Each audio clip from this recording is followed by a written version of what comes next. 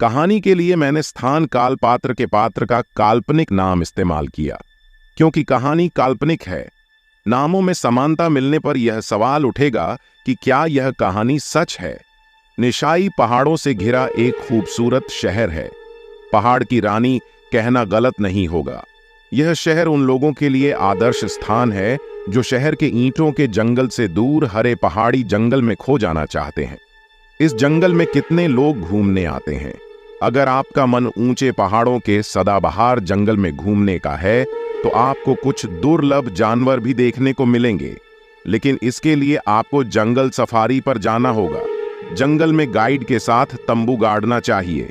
साह, अरे तुम्हें अकेले रहने की इजाजत नहीं है।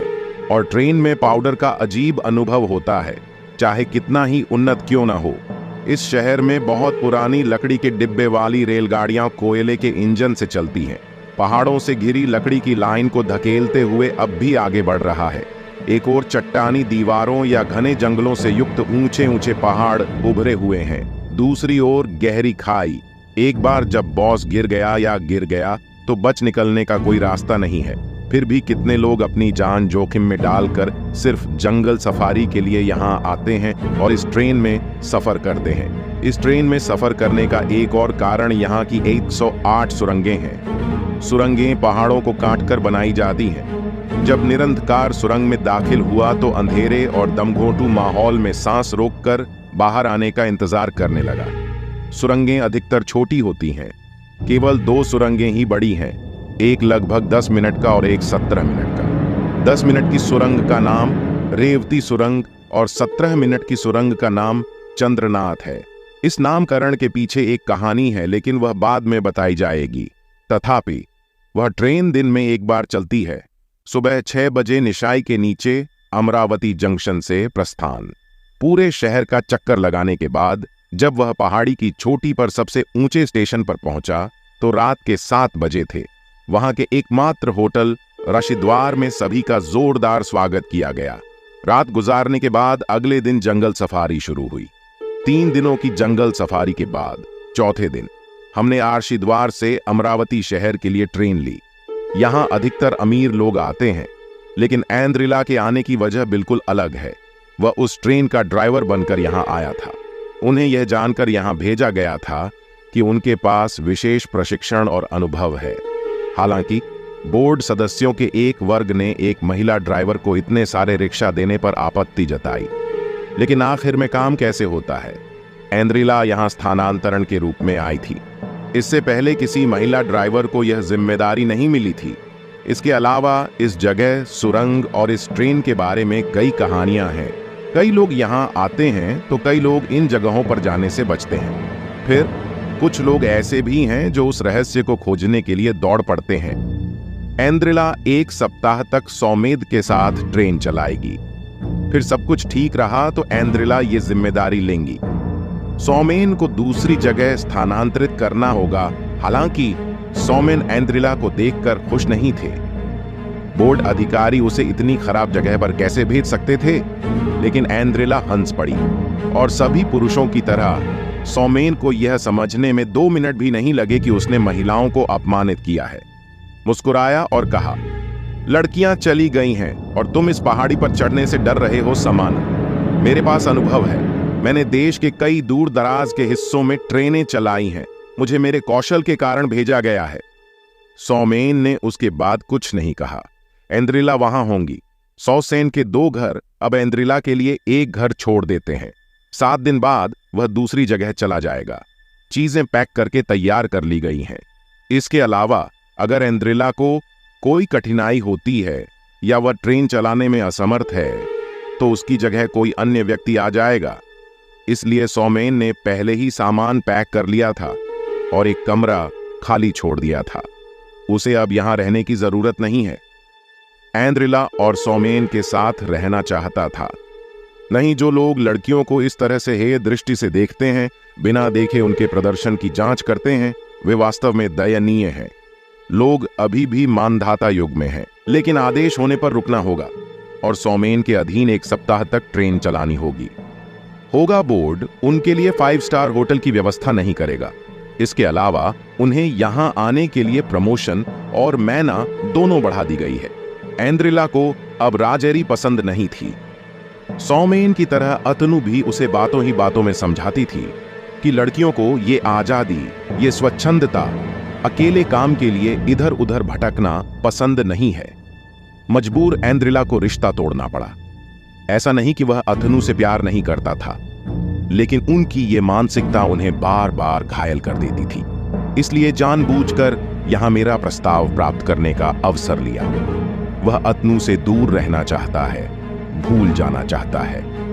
आते ही इस हरित समारोह पहाड़ी बहन को देखकर उन्हें अच्छा महसूस हुआ, और यहां आकर सौमेन को छोड़कर बाकी सभी चीजों ने उसे बेहतर महसूस कराया। इसके रहने की व्यवस्था अमरावती में की गई है। ट्रेन सुबह 6 बजे यहां से रवाना होगी। वे रात 7 बजे पहुंचेंगे और अगले दिन अमरावती लौट जाएंगे। सभी लोग 3 दिन के लिए जंगल सफारी पर गए। एक दिन आराम करने के बाद ट्रेन नए यात्रियों को लेकर उनके पास पहुंचती है और पुराने यात्रियों को लेकर वापस लौटती है। वापसी में ट्रेन कोई और चलाता है, उसे साथ भेज दिया गया। अब एंद्रिला सौमेन के नेतृत्व में ट्रेन चलाएगा। लौटते समय एक स्थानीय लड़का चांगू ट्रेन वापस लाएगा। हालांकि एंद्रिला उनसे नहीं मिली। वह पहाड़ी पर अपने घर में अपने पिता और मां से मिलने गया। वह लौटने के लिए ठीक समय पर ट्रेन पकड़ लेगा, लेकिन सौमेन ने कहा कि एंद्रिला की ड्यूटी सिर्फ दिन में है। उनका काम शीर्ष पर पहुंचकर होता है, फिर चंगू की जिम्मेदारी। रात में कभी गाड़ी न चलाएं। यहाँ के स्थानीय लोगों का मानना है कि अगर उनके पहाड़ी समुदाय के अलावा कोई भी रात में ट्रेन चलाता है तो उस पर श्राप आ जाता है।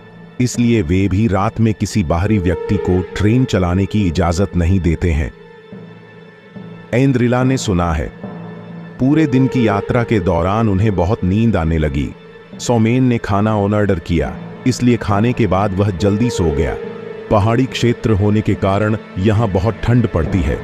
थकान और ठंड के कारण उसे नींद आ रही थी। दूसरी ओर ऐसा नहीं है कि वह परेशान नहीं थे। बाकी समय जहां भी पोस्टिंग हो, सौमेन तुरंत रहता है, लेकिन इस बार वह अकेले हैं। अतनु के बारे में सोचते सोचते उसकी आंखों में नींद आ गई। सौमेन ने एक बार आकर जांचा कि कंबल में पानी भरा है या नहीं, और कहा कि खिड़की दरवाजा बंद रखो। ये रहा गाना। समझ में न आने पर भी अचानक ठंड लगने लगती है। उन्होंने किसी भी तरह की परेशानी होने पर सौमेन को फोन करने को कहा, फिर गुड नाइट बोला और चला गया।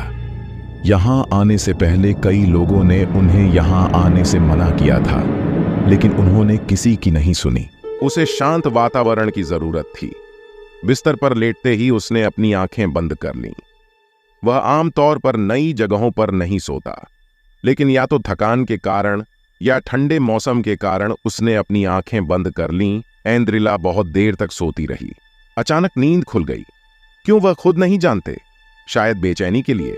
मैं थकान के कारण सो गया, लेकिन थकते ही जाग गया। एक गर्म चादर निकल आई। चारों तरफ अंधेरा। अचानक दूर पहाड़ों में एक मध्यम रोशनी दिखी।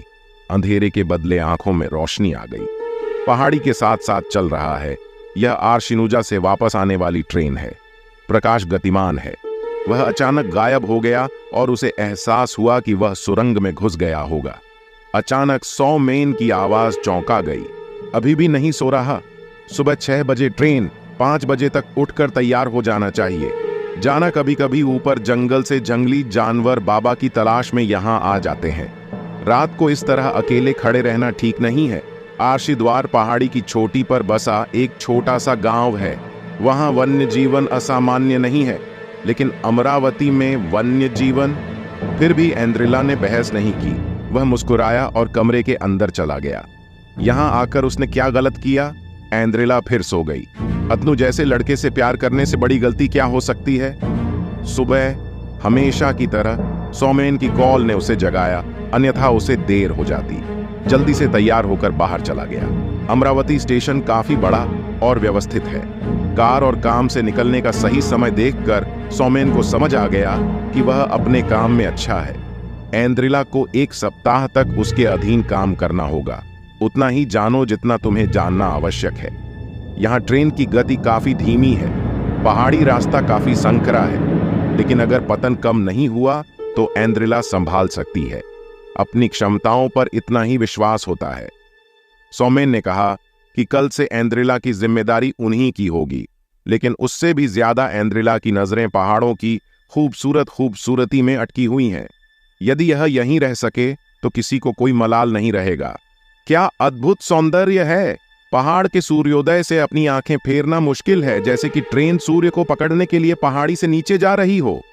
लेकिन टैन्नेन में प्रवेश करते ही अचानक सब कुछ गायब हो गया। सब कुछ अंधकार में डूबा हुआ था। दोनों तरफ चट्टानी दीवारें, ऐसा लगता है कि इसे दबा दिया गया है। फिर वही खुला आसमान, हरियाली का समारोह और वह अद्भुत सौंदर्य। सौमेन ने कहा, आप किस बात से भयभीत हैं? प्रथम तो प्रथम है, फिर ये गिर जाएगा। पूरे दिन की यात्रा और ऐसी 108 सुरंगें हैं। सबसे बड़ी सुरंग 10 मिनट की रेवती सुरंग और 17 मिनट की चंद्रनाथ सुरंग है। जब आप पहली बार वहां प्रवेश करेंगे तो ऐसा लगेगा मानो आप पाताल में प्रवेश कर रहे हों। यहां वे चुंबन बल्ब हैं, वहां सिकुड़ जाना। वहां कोई लाइट बल्ब नहीं है, वहां अंधेरा है। मैंने रिपोर्ट पढ़ी है। सौमेन को आश्चर्य हुआ और उसने कहा, रिपोर्ट पढ़ने के बावजूद आप यह आ गए जहां बाकी सभी नहीं आए। आप में कहने की हिम्मत है। एंद्रिला ने मुस्कुराते हुए कहा, यह हमेशा से था, इसीलिए मैंने यहां पोस्टिंग ली। सौमेन ने कहा, मैं सोच रहा था कि बोर्ड अधिकारियों ने तुम्हें यहां कैसे भेजा। अब मैं तुम्हें स्वयं देखता हूं, जहां भी बांस ले जाओ। और क्या कह सकते हैं? एंद्रिला ने कहा, बांस में कुछ नहीं होता। आपके पूर्वाग्रह और भय, क्या आप असाधारण गतिविधि में विश्वास करते हैं? सौमेन ने मुस्कुराते हुए कहा, पहले नहीं हुआ, अब है, यह आपका भी होगा जब तुम अपनी आंखों से देखोगे। एंद्रिला ने और कुछ नहीं कहा। सौमेन की आवाज में कुछ ऐसा था जिसका उसके मुंह से कोई जवाब नहीं निकला। उनमें डर अंधविश्वास से ज्यादा काम नहीं कर रहा है। उधर एक के बाद एक सुरंग से गुजरते हुए मामला उलझता गया। दोपहर को सौमेन ने कहा, यहां रेवटी सुरंग आती है। यह पहला अनुभव यादगार है, तैयार हो जाइए कि ये यहां आने लगे। एंद्रिला ने कहा, धम्म। लेकिन उनकी मृत्यु कैसे हुई? और वे उस आदिम युग में मर गए, लेकिन वे कैसे जिम्मेदार हैं इनके लिए? सौमेन ने कहा, जैसे उनके हाथ इन भयानक और खूबसूरत सुरंगों को बनाने में थे, वैसे ही उनकी मौतें भी हुईं और वे तब से इन सुरंगों में रह रहे हैं। मैं आपको वह कहानी बता रहा हूं। एंद्रिला की कहानी सुनना उतना ही चौंकाने वाला था जितना इस बंद माहौल में रहना उसे हाँफने पर मजबूर कर रहा था। आप कब तक यहां से बाहर रहेंगे? ठीक वही बात मेरे मन में आ रही थी। चीखें भी डर से दहशत में बदल गईं और बस फिर बाहर आ गईं। एंद्रिला आधा छोड़कर बच गई। सौमेन ने हंसते हुए कहा, लेकिन आपकी खामोशी खत्म हो गई है। दरअसल पहली 2 सुरंगें वाकई भयानक हैं। अगली चंद्रनाथ है जो लगभग 17 मिनट लंबी है। यह और भी उबाऊ है। एंद्रिला ने कहा, हाँ, आप उनकी मौत के बारे में क्या बात कर रहे हैं? सौमेन ने कहा, मैं कह रहा हूं। पानी का एक घूंट पीने के बाद उसने बोतल एंद्रिला की ओर बढ़ाई और कहा, पहले पानी पी लो। आज का एपिसोड यहीं समाप्त करता हूं। अगला एपिसोड मिलते हैं। कहानी पसंद आए तो लाइक, कमेंट और शेयर करें। अगली कहानी के अपडेट और नोटिफिकेशन पाने के लिए सब्सक्राइब अवश्य करें।